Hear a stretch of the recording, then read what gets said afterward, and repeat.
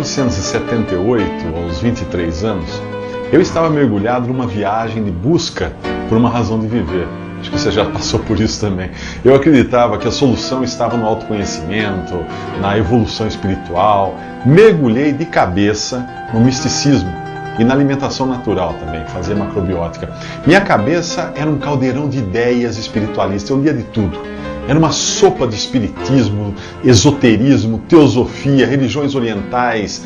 Eu lia Allan Kardec, Madame Blavatsky, Krishnamurti, Carlos Castanheda. Eu só não lia o Paulo Coelho porque ele ainda não escrevia. Ele escreveu alguns anos depois. O Bhagavad Gita era meu livro de cabeceira. Gandhi era meu ídolo.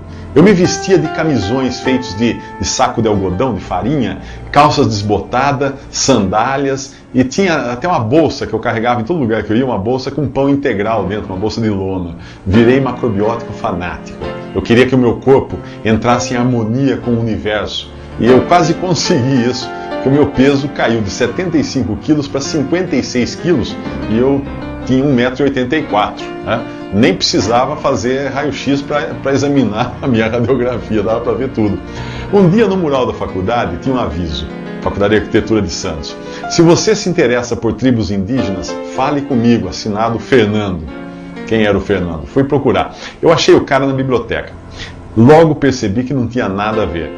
Ele estava em contato com missionários que viviam numa tribo na Amazônia e tentavam converter os índios ao cristianismo. Achei um absurdo aquilo. Os missionários, o Fernando e o cristianismo que ele propagava, que ele pregava. Fiquei com pena do rapaz. Ele acreditava que a Bíblia era a palavra de Deus, que eu era pecador, perdido, precisava de um salvador. Dizia que Jesus me amava, tinha morrido na cruz para pagar os meus pecados, que ressuscitou 3 dias depois, e que se eu cresce em Jesus, o Fernando dizia, eu seria perdoado dos meus pecados e receberia a salvação eterna. Bom, toda aquela história, eu fiquei com pena dele e tentei mostrar que a Bíblia estava cheia de erros, tinha sido adulterada por judeus e católicos ao longo dos séculos. Mas aí quando ele perguntava para mim onde tinha sido adulterada, eu não sabia. Afinal, para você saber se alguma coisa foi adulterada, você tem que ter o original, né? Sem as alterações, sem as adulterações, e até hoje não soube de ninguém que tenha esse para comparar. Bom, enquanto o Fernando tentava me evangelizar, eu argumentava que ele precisava evoluir, reencarnar, se despojar dos bens materiais, purificar o corpo com alimentos saudáveis, entrar em sintonia com a energia cósmica, todas essas coisas.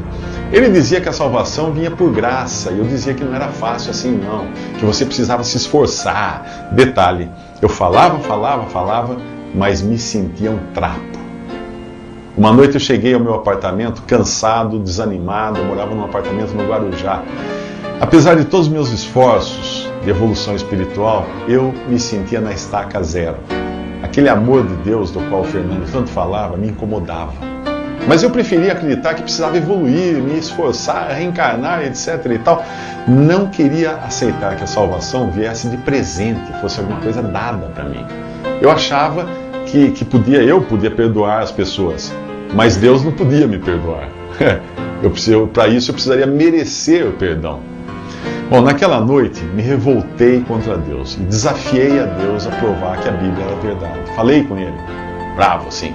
Peguei uma Bíblia que eu tinha lá em casa, no meu apartamento, abri a esmo, estava sozinho, caiu no capítulo 38 de Jó, onde Deus dá a maior dura, passa o maior sabão em Jó, por se achar entendido, por se achar. Depois daquela, achei melhor dormir. Um dia, passaram alguns dias, eu entrei numa livraria, lá no Guarujá, para comprar um livro. Saí com 2. O segundo era A Agonia do Grande Planeta Terra, de Hal Lindsey, que falava de profecias bíblicas. Eu li de um fôlego só. E aos poucos eu fui entendendo que era realmente um pecador perdido. Com essa convicção veio também o entendimento de que alguém espiritualmente morto, perdido, não tem vida suficiente ou força suficiente para sair dessa condição. O afogado não pode salvar a si mesmo. O auxílio precisava vir de outra pessoa, de alguém de fora. Eu entendi também que Jesus tinha resolvido a questão dos meus pecados na cruz, que Ele tinha morrido no meu lugar, que Ele tinha me substituído.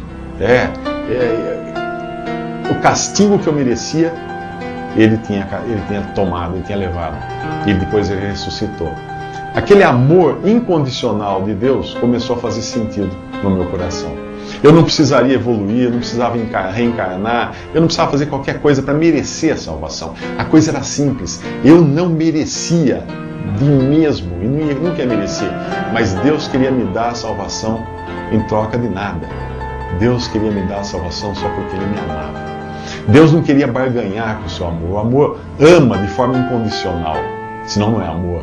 Ou eu recebia a salvação por graça, por favor imerecido, ou continuava tentando subir numa escada evolutiva imaginária, da qual o primeiro degrau já era alto demais para eu alcançar.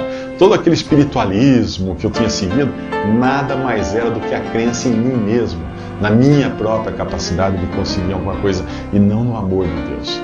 Eram quase 2 horas da madrugada quando eu me ajoelhei ao lado da cama e, chorando, fiz uma oração que qualquer criança pode fazer.